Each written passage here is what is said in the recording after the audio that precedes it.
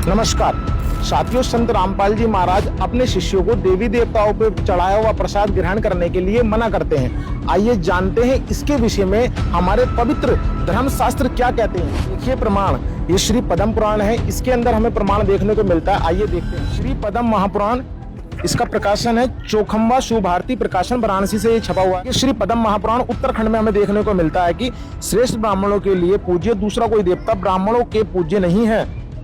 जो अज्ञानवश दूसरे देवताओं की पूजा करता वह पाखंडी है। आप देख सकते हैं लिखा है कि दूसरे देवताओं का निर्मल्य निंदित होता है। जो ज्ञानहीन ब्राह्मण शंकर आदि का निर्मल्य एक बार खा लेते हैं वह चंडाल हो जाते हैं। यह निर्मल्य का अर्थ है छूटा हुआ, अर्थात देवी देवताओं पर जो प्रसाद लगता है जो उसको खाते हैं वो चंडाल हो जाते हैं। देवी देवताओं का प्रसाद नहीं खाना चाहिए। इसी का प्रमाण हमें दूसरे शास्त्र में भी देखने को मिलता है। देखिए दूसरा प्रमाण है स्कंद महापुराण के अंदर जो संस्कृत वाला है। भाषा भाष्यकार है एस एन खंडेलवाल जी। अब इसमें हम देखते हैं द्वितीय वैष्णव खंड 5 अध्याय पेज नंबर 887। ये हम श्लोक देखेंगे।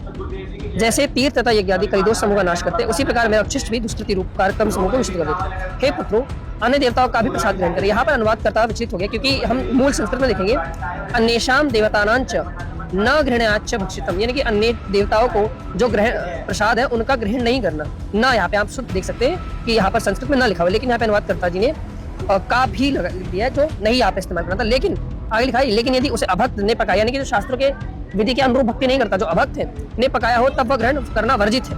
वैसा अन्न ग्रहण करने से नरक में पतन होता है। अब यहाँ पे शंका का समाधान भी हम कर लेते हैं। पहले ये समझ लेते हैं कि भाई यहाँ पे अपी होना चाहिए था, अगर भी यहाँ पर अनुवादित होता है। अब यहाँ पर शंका के समाधान के लिए हम हिंदी में जो अनुवादित ग्रंथ है उसको भी देख लेते हैं एक बार। अब ये स्कंद पुराण है, हिंदी में उपलब्ध, गीता प्रगौरव से प्रकाशित है।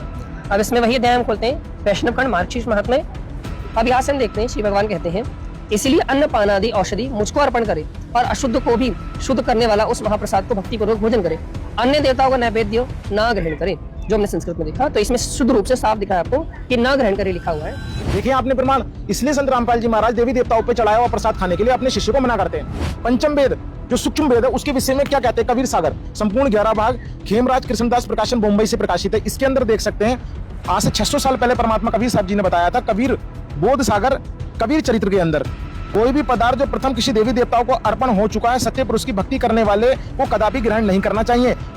उसे कभी भी अपने काम में न लाना चाहिए, क्योंकि सत्य पुरुष को अर्पण किए बिना किसी भी पदार्थ को ग्रहण करना महापाप है। इसलिए संत रामपाल जी महाराज जी अपने शिष्यों को देवी देवताओं का प्रसाद ग्रहण करने के लिए मना करते हैं। आगे देख सकते हैं, सत्य पुरुष को भोग लगाए बिना भी कदापि कोई पदार्थ ग्रहण नहीं करना चाहिए। जो सत्य पुरुष को अर्पण करके किसी पदार्थ का ग्रहण करता है उसका फल अमृत समान मिलता है। इसलिए संत रामपाल जी महाराज जी सत्य पुरुष की भक्ति बताते हैं, सत्य पुरुष को प्रथम भोग लगाते हैं, फिर उसका प्रसाद अपने भक्तजनों को खिलाते हैं। इसलिए संत रामपाल जी महाराज जी के शिष्य देवी देवताओं पर नैवेद्य चढ़ा हुआ ग्रहण नहीं करते। अधिक जानकारी के लिए आप संत रामपाल जी महाराज जी के सत्संगों को सुनिए। नमस्कार।